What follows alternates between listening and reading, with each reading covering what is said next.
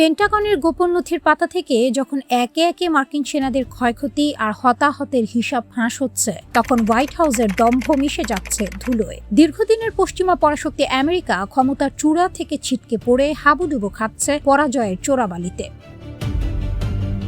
যে পেন্টাগন এতকাল নিজেদের অপরাজেয় বলে দাবি করত, তারাই কায়দা করে যুদ্ধক্ষেত্রে নিজেদের সৈন্য হতাহতের সংখ্যা চেপে রাখার আপ্রাণ চেষ্টা চালাচ্ছে। কিন্তু তেহরানের নিখুঁত স্ট্রাইক আর ভয়াল মিসাইল আক্রমণের আঘাত এতটাই গভীর যে সেই সত্য আর কোনো প্রশাসনিক কৌশলে গোপন রাখা যাচ্ছে না। বিশ্বমঞ্চে মধ্যপ্রাচ্যের হিসাব নিকাশ এক ঝটকায় বদলে দিয়ে শক্তির নতুন কেন্দ্রবিন্দু হয়ে দাঁড়িয়েছে ইরান।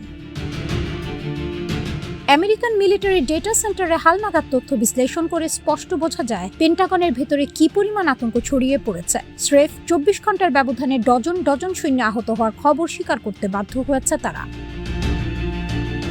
মার্কিন প্রতিরক্ষা জনবল উপাত্ত কেন্দ্র বা ডিফেন্স ম্যান পাওয়ার ডেটা সেন্টারের সাম্প্রতিক তথ্য বলছে, ইরান যুদ্ধ সংশ্লিষ্ট অভিযানে আহত মার্কিন সেনার সংখ্যা মাত্র একদিনে 236 থেকে বেড়ে দাঁড়িয়েছে 268-তে, অর্থাৎ একদিনেই বাড়তি 32 জন। এই সংখ্যার মধ্যে সেনাবাহিনী থেকে 238 জন, নৌবাহিনী থেকে 31 জন এবং বিমান বাহিনী থেকে 9 জন। একই তথ্য অনুযায়ী 4 জন মার্কিন সেনা সরাসরি অভিযানে নিহত হয়েছেন।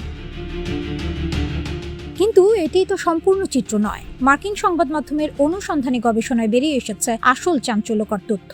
আসল খতিয়ান বলছে, ইরানের রণকৌশল ও টানা হামলায় এ পর্যন্ত 600 এর বেশি মার্কিন সেনা নিহত ও গুরুতর আহত হয়েছে। নিহত ও আহতের এই বিশাল মিছিল সামলাতে গিয়ে ওয়াশিংটনের কপালে এখন চিন্তার ভাঁজ। জনগণের চোখ ধাঁধাতে আর যুদ্ধের সত্যিকারের মানবিক বিপর্যয় ঢাকতে পেন্টাগন এখন অদ্ভুত সব আমলাতান্ত্রিক মারপ্যাচ খেলছে। একটি যুদ্ধকে তারা কৌশলে কাগজপত্রে 2 ভাগ করে ফেলেছে। গত 28 ফেব্রুয়ারি থেকে শুরু হওয়া সংঘাতের জন্য অপারেশন এপিক ফিউরি নাম দিয়ে একদল হতাহতের তালিকা রাখা হয়েছে, আর জুলাইয়ের পরবর্তী আক্রমণগুলোর জন্য ওভারসিজ অপারেশনস নামে খোলা হয়েছে সম্পূর্ণ আলাদা হিসাবের খাতায়। যুদ্ধের নাম বদলে কিংবা আইনি পরিভাষা দিয়ে পেন্টাগন তাদের পরাজয়কে হালকা করার চেষ্টা করলেও বাস্তব সত্য হলো, তেহরানের ড্রোন আর ক্ষেপণাস্ত্র থেকে মার্কিন বাহিনীর রেহাই পাওয়ার কোনো পথ নেই।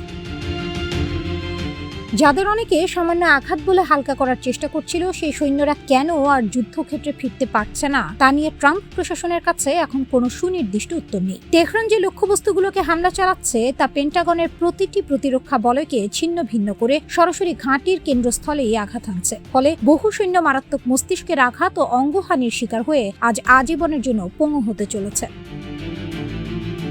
পেন্টাগনের অন্দরমহলে যখন হতাহতের সংখ্যা লুকানোর এই জঘন্য খেলা চলছে, তখন ওয়াশিংটনের রাজনৈতিক মঞ্চেও শুরু হচ্ছে তীব্র গৃহদাহ।